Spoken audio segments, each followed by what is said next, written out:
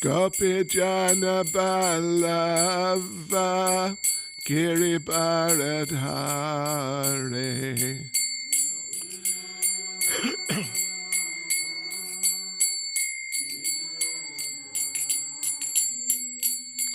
Gopi Jana Ballava Giri Bharadhare.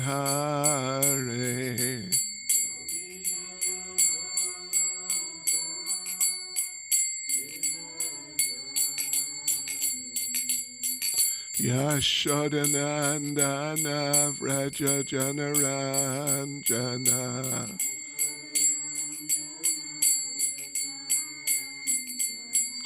Yashodanandana Vraja Janaranjana.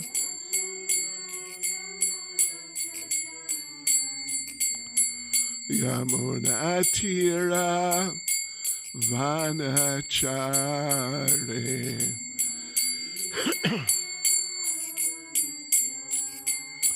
Yamunatira Vanachare.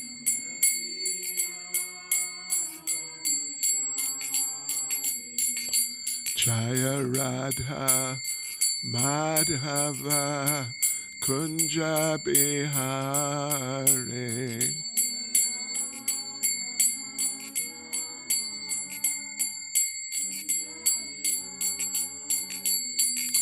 Jaya Radha Madhava Kunja Bihare.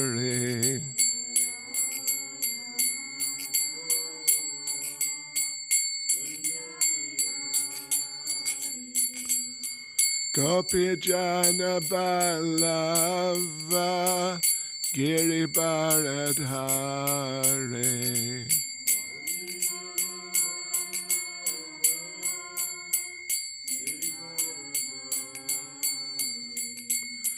Gopi Jana Ballava Giri Bharadhare.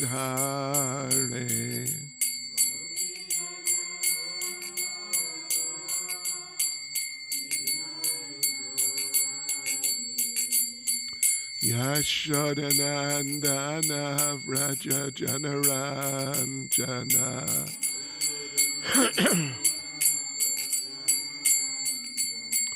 Yashodanandana Vraja Janaranjana.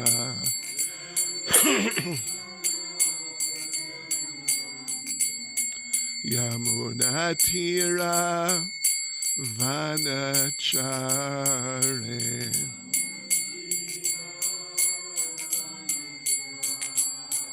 Yamunatira Vanachare.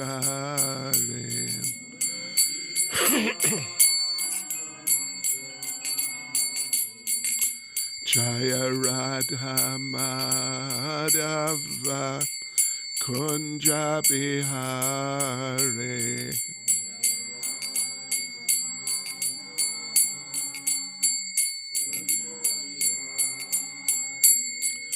Jaya Radha Madhava Kunja Bihare.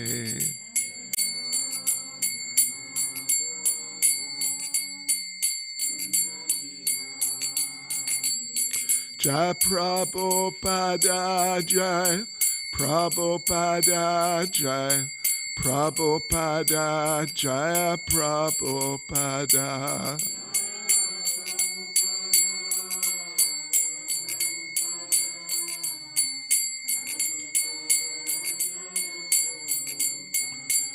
Jai Prabhupada Jai, Prabhupada Jai, Prabhupada Jaya Prabhupada.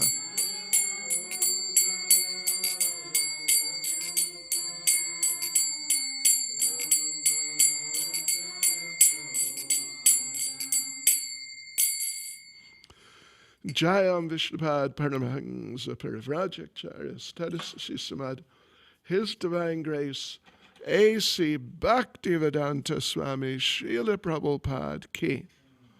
ISKCON's founder Acharya Srila Prabhupada ki, Grantharaj Srimad Bhagavatam ki, Sri Sri Radha Radhanath ki, Sri Giri Govardhan ki, Sri Chaitanya Mahaprabhu ki, Sankirtan Yagya ki, Gaur Premanande. All glories to their Samo devotees. All glories to their Samo devotees. All glories to their Samo devotees. All glories to Sri Guru and Sri Gauranga. All glories to Srila Prabhupada. The guard, the gate closes, yeah, it's closed.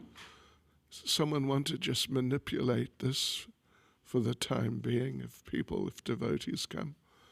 It's the blue thing, the blue button. Okay, sorry. Om Namo Bhagavate Vasudevaya.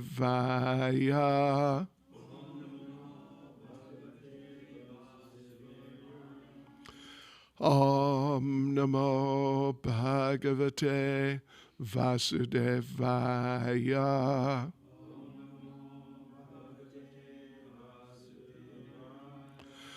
Om Namo Bhagavate Vasudevaya.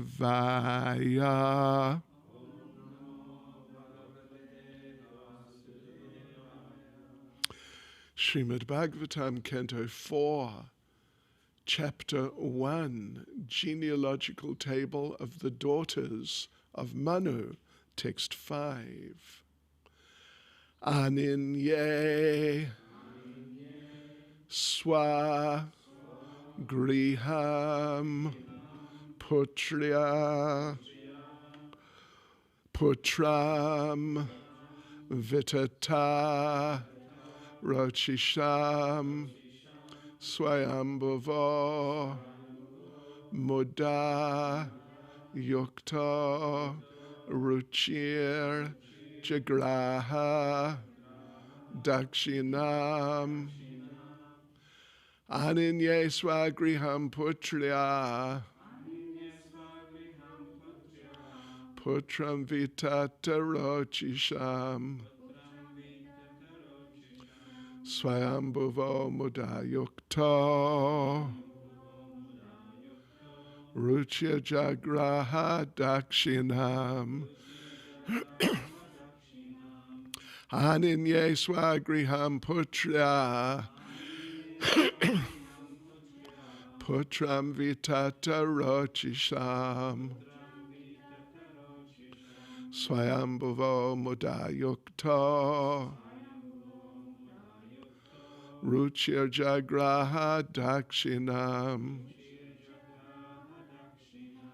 Aninye Swagriham Putriya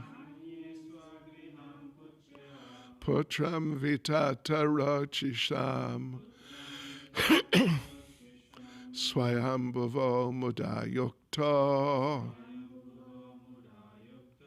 Ruchir Jagraha Dakshinam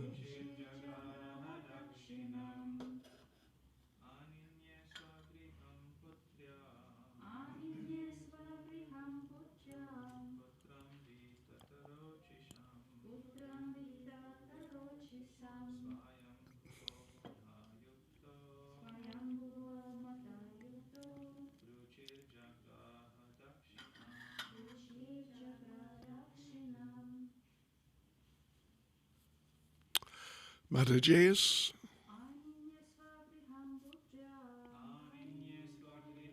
Putra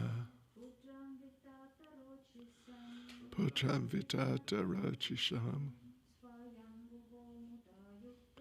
Swayambhava Muda Yukta Ruchir Jagraha Dakshinam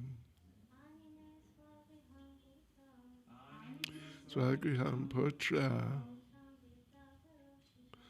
Putram Vitata Rochisham Swayambhava Muda Yukta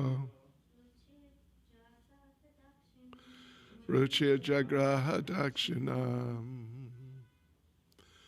Ananye brought to Swagriham home, Putria born of the daughter, Putram the son, Vitatarochisham very powerful, Swayambhuva the Manu named Swayambhuva, Muda being very pleased, Yukta with Ruchi the great sage Ruchi, Jagraha kept, Dakshinam the daughter named Dakshina. Translation: Swayambhuva Manu very gladly brought home the beautiful boy named Yagya, and Ruchi, his son-in-law, kept with him the daughter Dakshina. Purport by Srila Prabhupada. Swayambhuva Manu was very glad to see that his daughter Akuti had given birth to both a boy and girl. He was afraid that he would take one son, and that because of this his son-in-law Ruchi might be sorry. Thus, when he heard that a daughter was born along with the boy, he was very glad.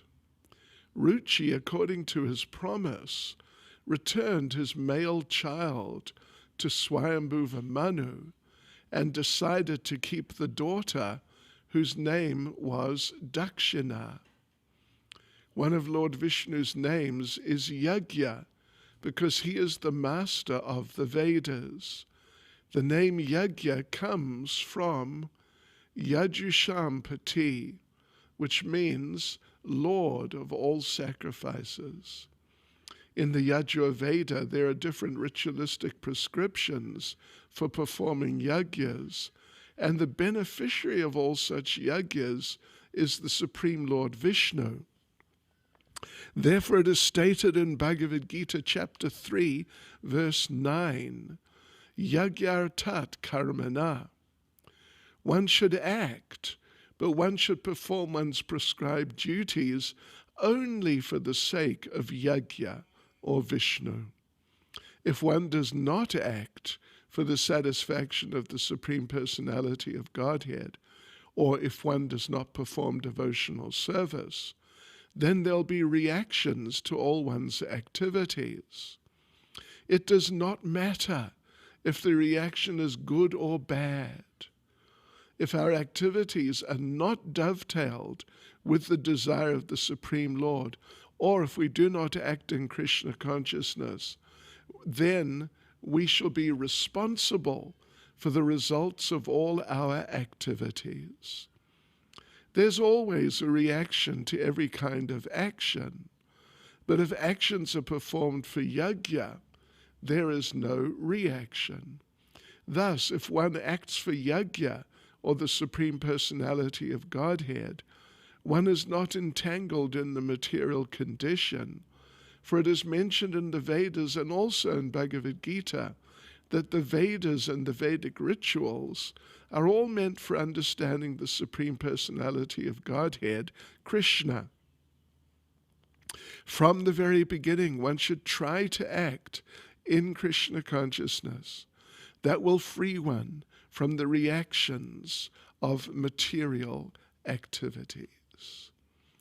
Ananye swagriham putriya, putram vitatarochisham, swayambhuvo muda yukto, ruchya jagraha dakshinam.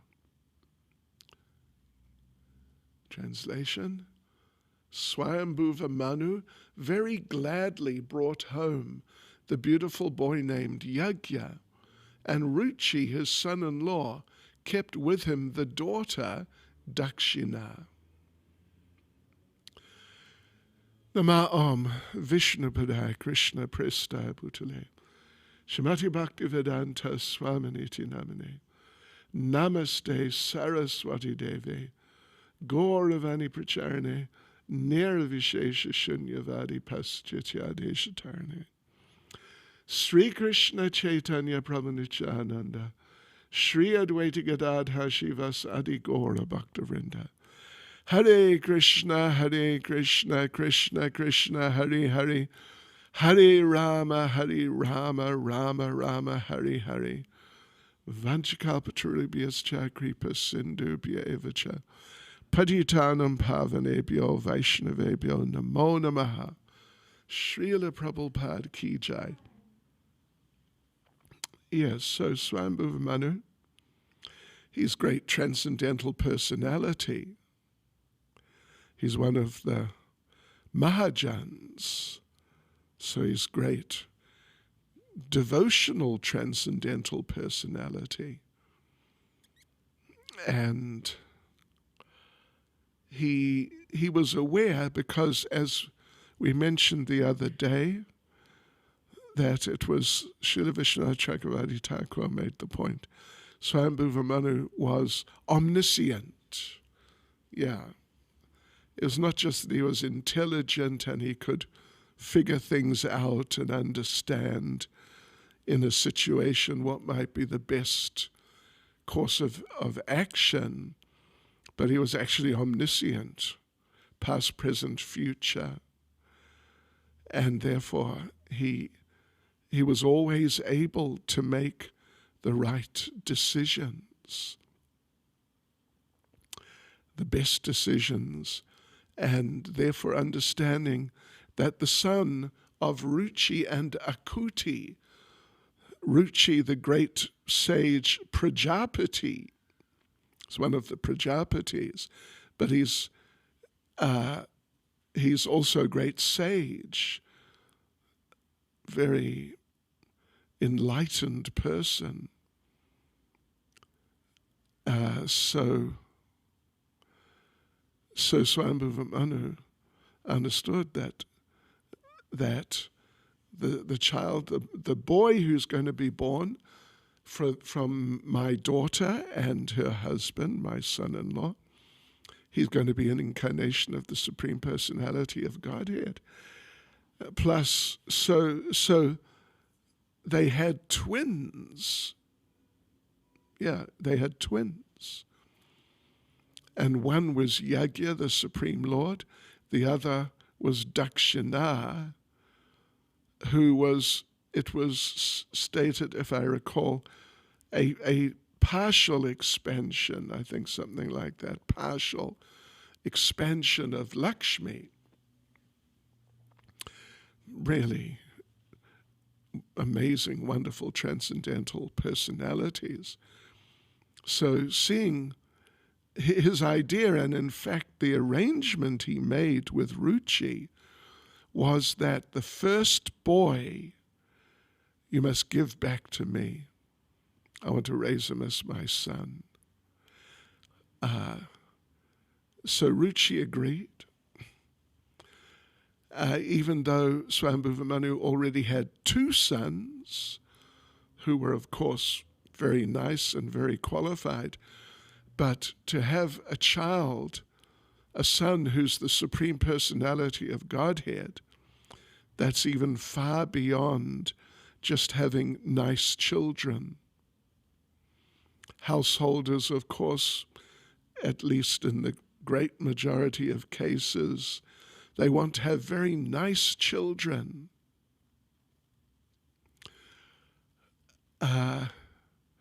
Of course, when children are little, they're quite prone to be nice. Yeah. Although there was one in particular who I saw,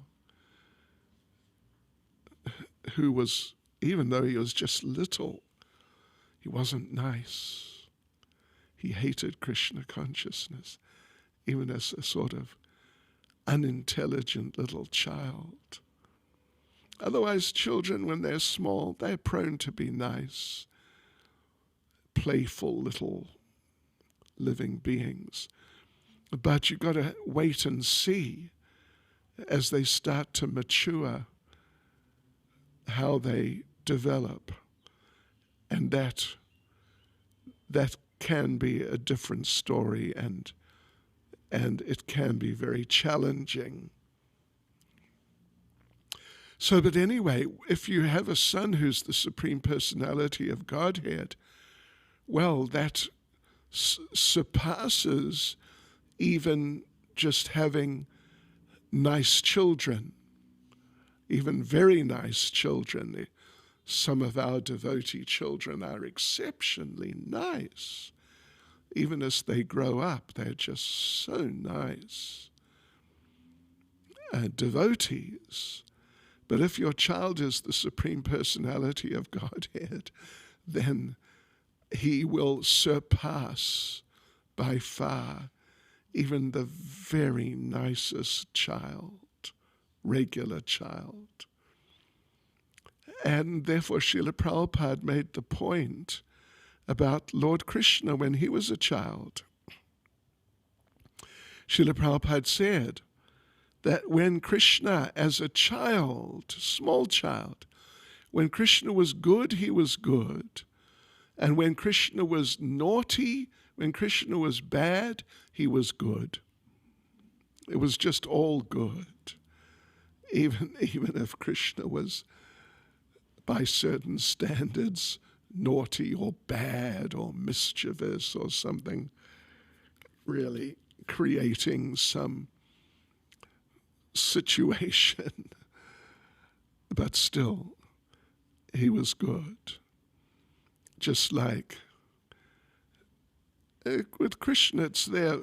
Krishna was stealing the butter, and sometimes the internal energy, it acts in different ways and special ways.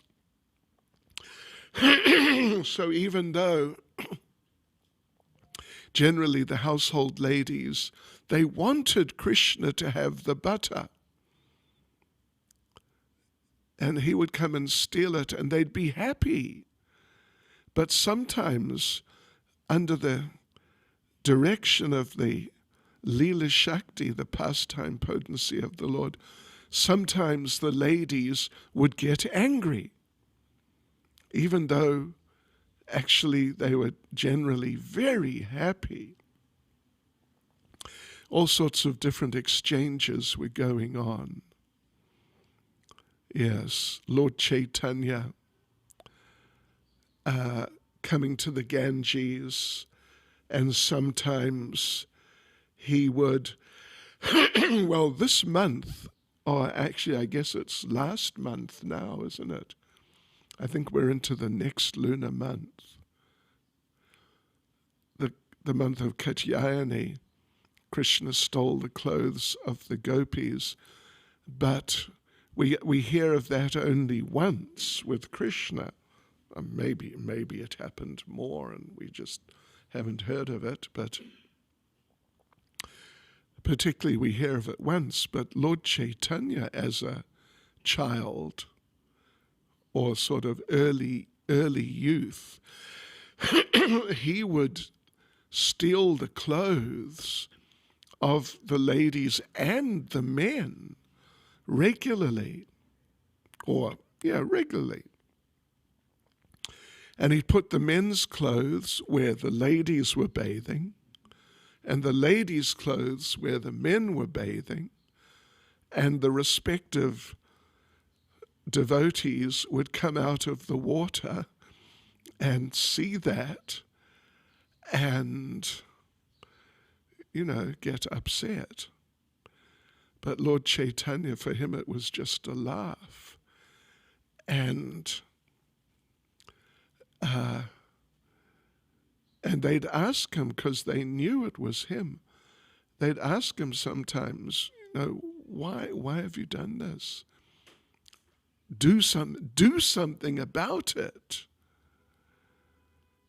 Like the men would say to him, come on, do something, just get the situation together. And Lord Chaitanya would say, no, it's all right, thanks. I don't normally wear a sari, so just, leave me out of it. But he was the mischief maker.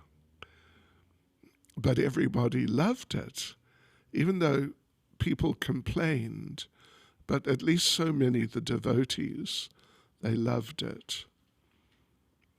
Because Krishna, when Krishna is your child or your friend or one of the neighborhood children, that sort of thing, then the whole experience of the relationship is just incredibly, unimaginably by our standards, just so blissful and just full of loving exchanges of different sorts,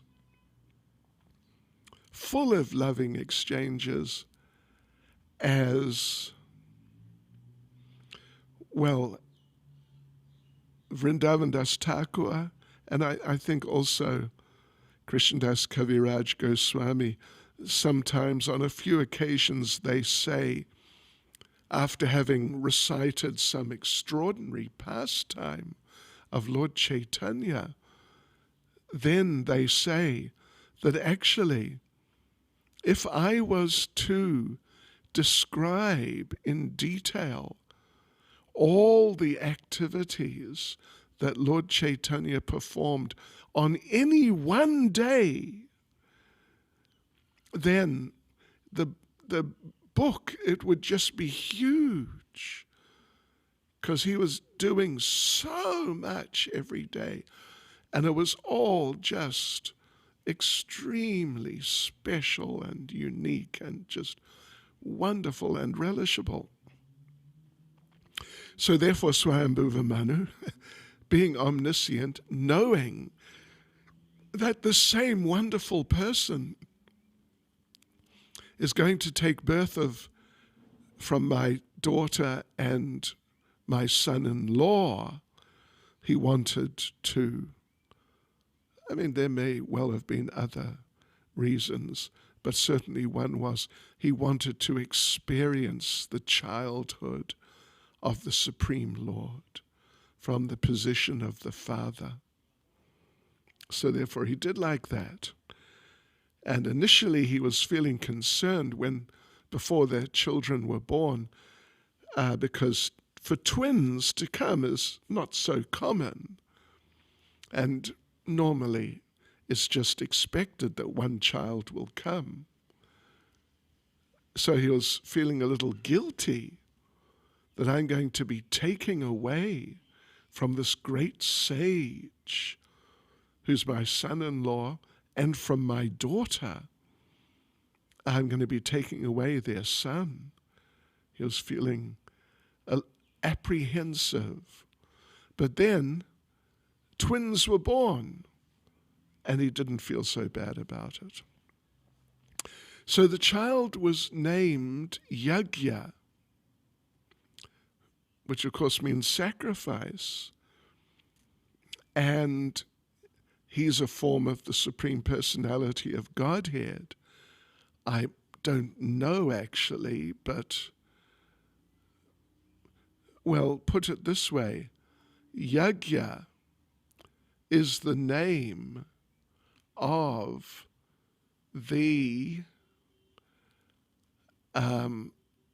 Yuga avatar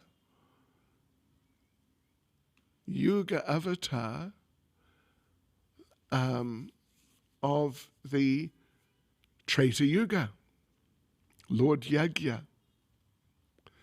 is the Yuga avatar of Treta Yuga. So I don't know if this Yagya and that Yagya are the same person. Maybe we'll find out as we go through the chapter. I don't know. But it's a fact that in the Treta Yuga, the process is Yagya. Tretayam Yajato Makai. The Bhagavatam says, 12th canto,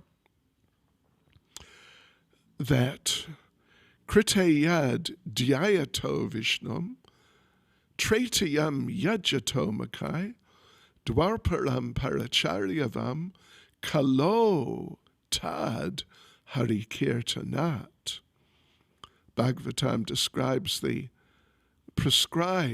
Yuga Dharmas of the 4 yugas: Krita Yuga, Satya Yuga, Dhyayato Vishnum, to meditate on Lord Vishnu, Tretayam Yajato Makai, Treta Yuga, to do fire sacrifice, Dwarparam Paracharyavam.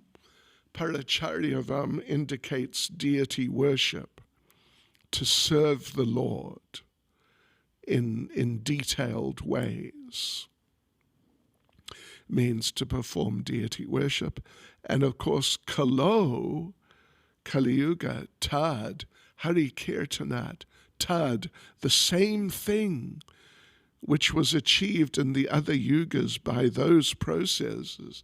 Kalo Tad, that same thing will be achieved through Hari Kirtan, Hari Kirtanat.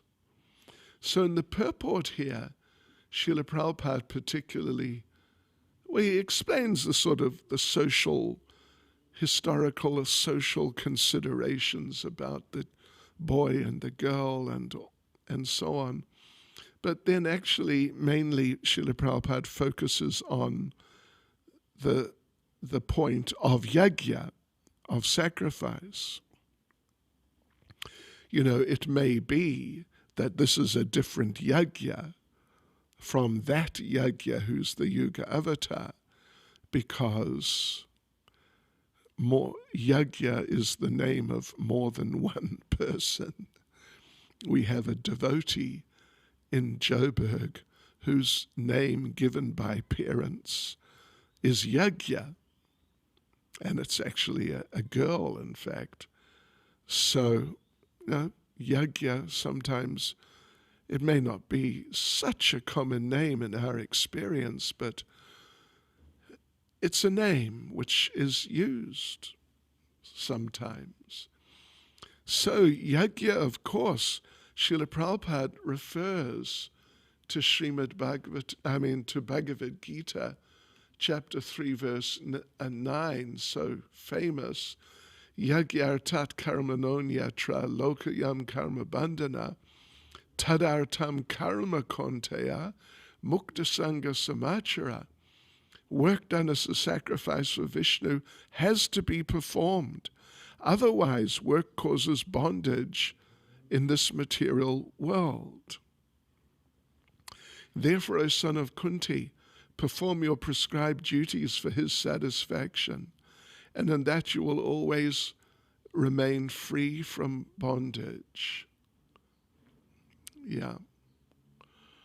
So that's sort of, you could say, the classic verse describing the principle of yajna, of sacrifice. Although, of course, it's elaborated upon in different ways. That was chapter 3, verse 9, Bhagavad Gita. In chapter 3, verse 10, Lord Krishna says, Saha yagya praja srishtva, puravacha prajapati, anena prasavishyadvam, esha vost vishta kama duk. In the beginning of creation, the Lord of all creatures sent forth generations of men and demigods, along with sacrifices for Vishnu, and blessed them by saying, Be thou happy by this yajna, sacrifice, because its performance will bestow upon you everything desirable for living happily and achieving liberation. Yes, so the principle of yajna is really, at least for those who are trying to be progressive and develop their lives in the right ways, actually follow real dharma. This principle of yajna is practically the most foundational principle of life. Certainly it's one of them, and without it, success in life is not possible. It's just not possible. No matter how nicely one lives, no matter how expertly someone lives in terms of following varnashram, in terms of performing non-Krishna conscious yagyas, no matter how nicely someone does all those things, their lives will be failures, and they'll be entangled. They'll have to take the reactions. And Srila Prabhupada, of course, makes the point, which is just so vital to be understood. It doesn't matter if the reaction is good or bad. It's all bad. Even if it's good, it's bad. Really. Just like Srila Bhaktisiddhanta, he had been a palmist and involved in those types of sciences, astrology and astronomy and so on. And so even while he was a preacher, and the great preacher, leader of the Gaudiya Math, sometimes people would come before him and put their hand out, do a palm reading, because people are so interested in what's my material future. And we hear that Srila Bhaktisiddhanta, sometimes when people would do that, sometimes he'd just refuse. And other times he'd take the hand and sort of apparently study it momentarily for some seconds or something, and then close it and say, all bad. Just chant Hare Krishna. Because it's true. Even good karma is bad. And that's so vital to understand for the devotees, that it's not possible for a person to become so materially expert that they can just arrange their lives so nothing, let us just say, nothing materially bad happens, but only material good comes their way or will come their way in the future as reactions, because their activities are so good. Even if someone somehow or other does that, and there's literally, of course it's hardly possible at all, but just theoretically, if someone did that, then it's bad. It's terrible, actually. It's really terrible, because they'll have to take the reactions, and taking the reactions will entangle them further, and sooner or later they're just going to get onto the wrong path, and do some bad things and get some bad reactions, and then they're just going to get caught up so terribly.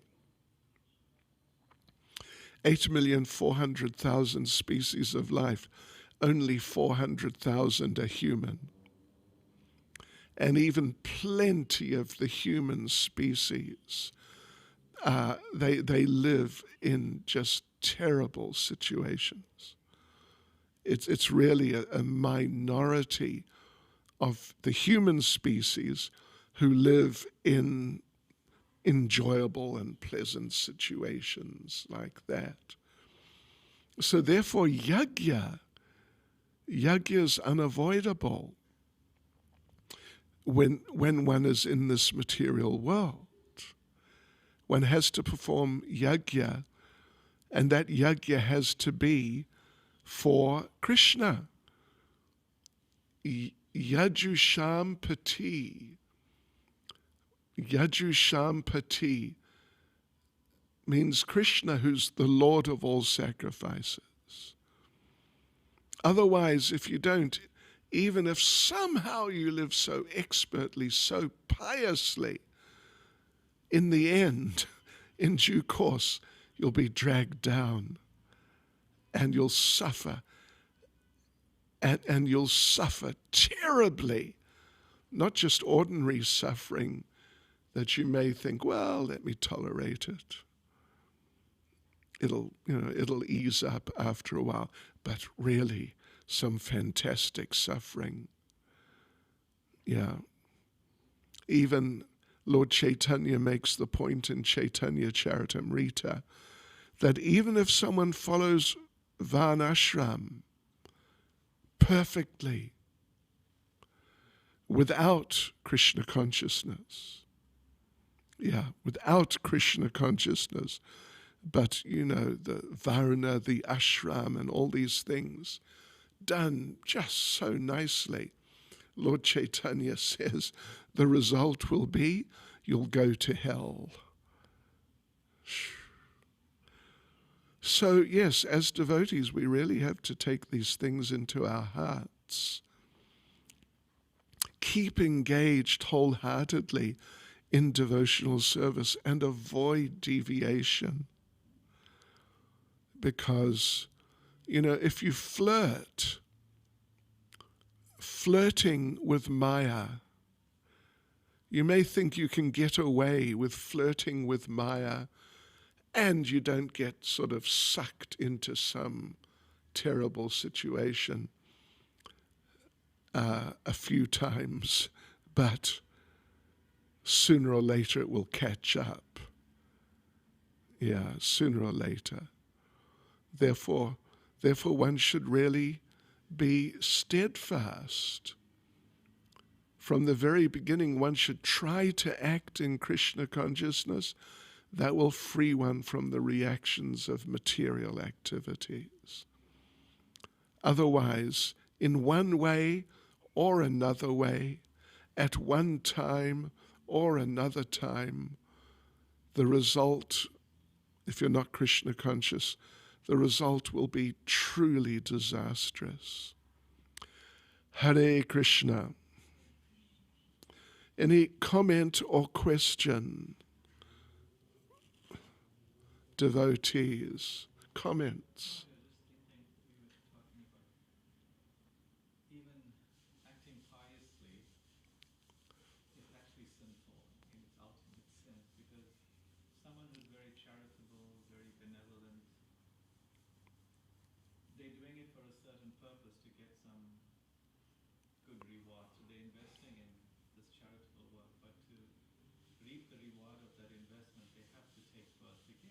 Oh, yes. Oh. So whether someone's pious or sinful, it's really they're coming into another womb in the next life, which is a suffering condition. Oh, yes. And I think for us as preachers, the person to engage people in so-called pious activities, if we don't use what they're giving in Krishna service, we are really paving their way into another birth. That's true. And we're doing maybe the same for ourselves. Yes. Yes. Absolutely. Yes. It's just a question of time before it starts catching up. Actually, there's in Srila Baladev Vijayabhushan's Bhagavad Gita commentary when it's the 14th chapter, or it's around there, the modes of nature. He talks about someone who is in the mode of goodness. They're just really predominantly in the mode of goodness, and therefore they're, that first of all, they're very happy and everything's very nice. and they're enjoying it. They're getting pleasure. And when the pleasure comes, they feel, yes, oh, I'm getting enjoyment. So they're sort of enjoying the enjoyment. Then he says, so then they become attached to the enjoyment. And they feel, I must get, not just be nice, but I must get the enjoyment which comes from being nice. And he says, in this way, they slowly fall into the mode of passion on the basis that, I have to make the efforts to get the enjoyment of the mode of goodness. And so then they fall down from goodness into passion. Because you can't be situated in a materially, if you're materialistic and you're situated in a materially enjoyable situation, you can't avoid becoming attached to it. And then you go down.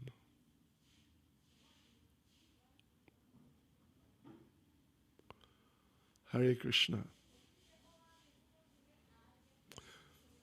Oh, sorry, yes.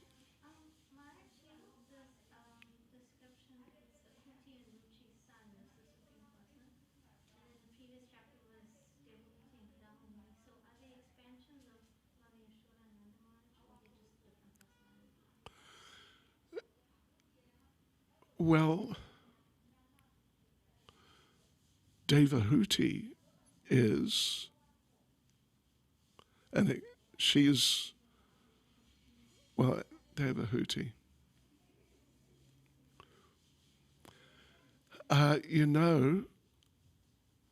Can you comment on that specifically? Yeah, it's an interesting point. Definitely in some cases, some of those who become the parents of different forms of the Lord, they are expansions of Nanda and Yashoda, like Drona and Dara. Who was it? Prishni and Sutapa. Yeah, they're expansions. But not necessarily in all cases. So when it comes to Devahuti being the mother of Lord Kapila, or Akuti in this case, and Ruchi being the parents of Yajna, I am not aware specifically in these cases. And Swarup Damodar Prabhu, who has one site that is saying something like that, but it's not a very not a reliable site. Anyway, interesting question. We could look into it. It may be, it may not be, though. It's not just that every time it's like that. But sometimes it is. Is that okay for the time being? It'll have to be, I think.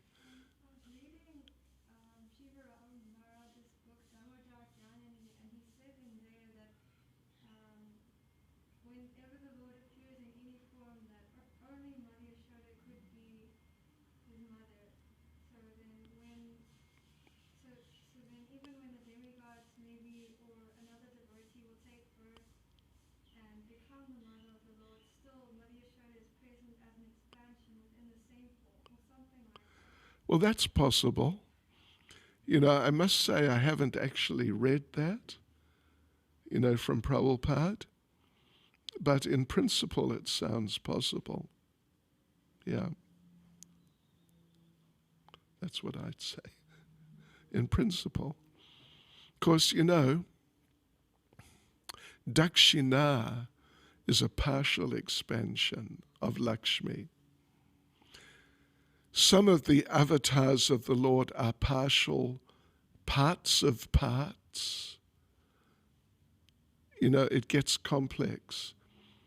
But, one could understand how it's certainly possible that where the Supreme Lord himself, not just some partial or reflected expansion or something like that, when the Lord himself appears, it's quite possible that it's like that. Thank you. Hare Krishna. Srila Prabhupada ki jai.